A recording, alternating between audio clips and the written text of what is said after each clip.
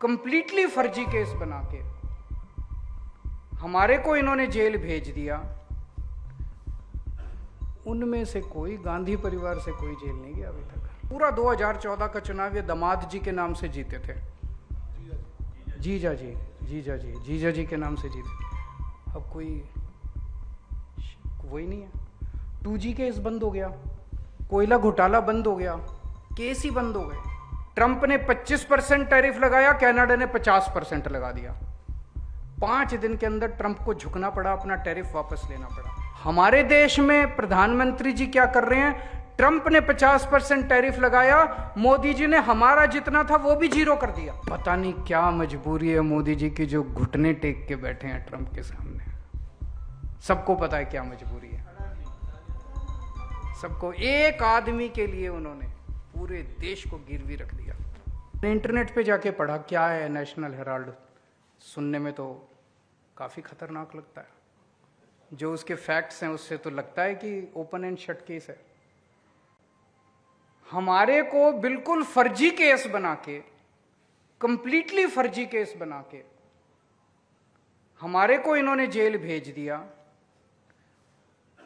उनमें से कोई, गांधी परिवार से कोई जेल नहीं गया अभी तक। मेरे को वो भी सुब्रमण्यम स्वामी का इंटरव्यू पढ़ रहा था मैं। उस इंटरव्यू में पता नहीं वो कौन सा केस कह रहा था। एक केस का जिक्र कर रहा था कि मैंने कोर्ट में केस किया, फिर उसकी वजह से राहुल गांधी जी जेल चले जाते, लेकिन मेरे को मोदी जी का फोन आ गया कि जेल नहीं जाने देना इनको। बोला फिर मैं मोदी जी के फोन के बाद पीछे हट गया। मैंने कहा नहीं। तो 2014 के चुनाव में मेरे को याद है, ये हरियाणा के अंदर जितने लैंड स्कैम हुए थे उसमें रॉबर्ट वाड्रा, इनका सबका नाम आता था।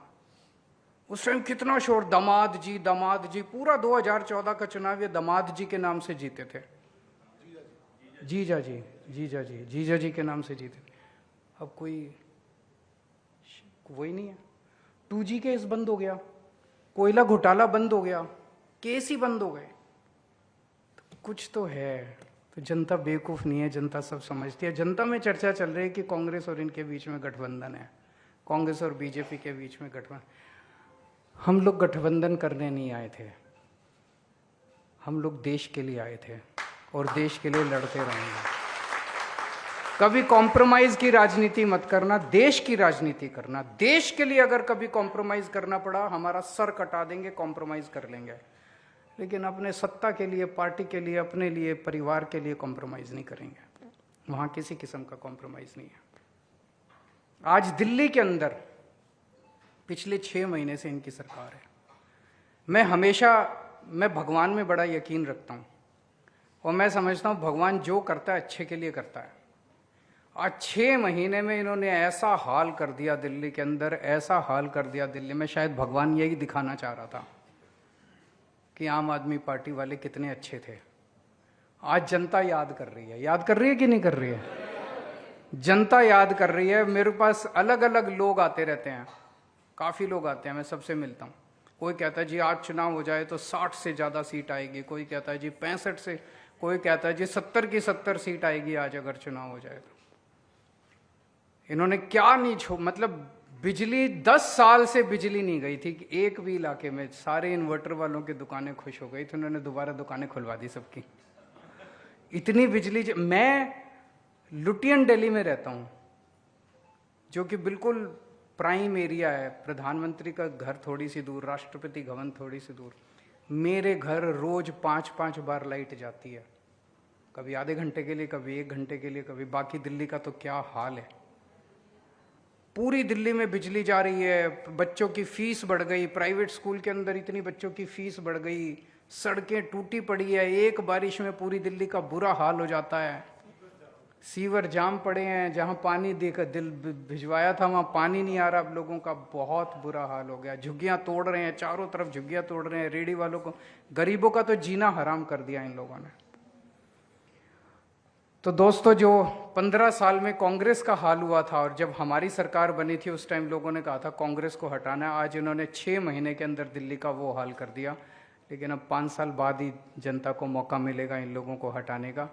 और पूरे देश का इन्होंने बुरा हाल कर दिया। अब तो ये ऑपरेशन सिंदूर के बाद और अब ये जो 50% टैरिफ लगाया, आज ही मैंने प्रेस कॉन्फ्रेंस की थी, पता नहीं आप में से कितने लोगों ने देखा।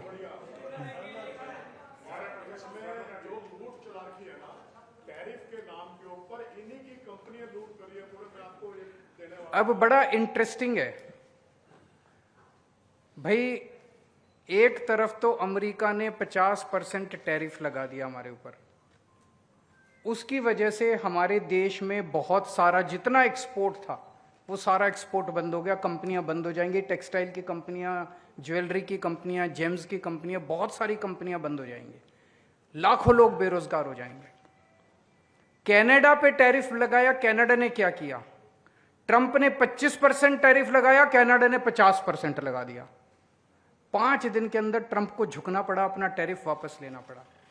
यूरोपियन यूनियन के ऊपर ट्रंप ने टैरिफ लगाया, यूरोपियन यूनियन ने दुगना टैरिफ लगा दिया, ट्रंप को झुकना पड़ा, ट्रंप ने वापस ले लिया। उधर और भी कई देश हैं, जिन जिन छोटे छोटे देशों के ऊपर ट्रंप ने टैरिफ लगाए वो, हमारे देश में प्रधानमंत्री जी क्या कर रहे हैं, ट्रंप ने 50% टैरिफ लगाया, मोदी जी ने हमारा जितना था वो भी जीरो कर दिया। जैसे कपास है, कपास यूएसए का किसान कपास अपनी इंडिया बेचना चाह रहा है, इंडिया में उसकी बिकती नहीं क्योंकि हमारा किसान, हमने 11% टैरिफ लगा रखा है। हमें भी उन ट्रंप ने 50% लगाया, हमें कपास के ऊपर 100% टैरिफ लगा देना चाहिए था। दिसंबर तक बढ़ा दिया, आज दिसंबर तक बढ़ा दिया, आज दिसंबर तक बढ़ा दिया। हमें 100%, मोदी जी ने जो 11% था वो भी जीरो कर दिया। पता नहीं क्या मजबूरी है मोदी जी की जो घुटने टेक के बैठे हैं ट्रंप के सामने।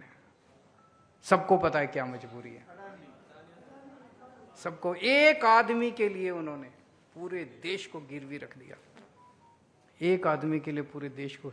तो मुझे लगता है इनके नंबर अब गिने चुने कुछ दिन के मेहमान हैं ये लोग, पूरा देश देख रहा है और ये ऐसी अपनी दुर्गति बना के जाएंगे कि पूरे देश के अंदर काले अक्षरों से इन लोगों का नाम लिखा जाएगा।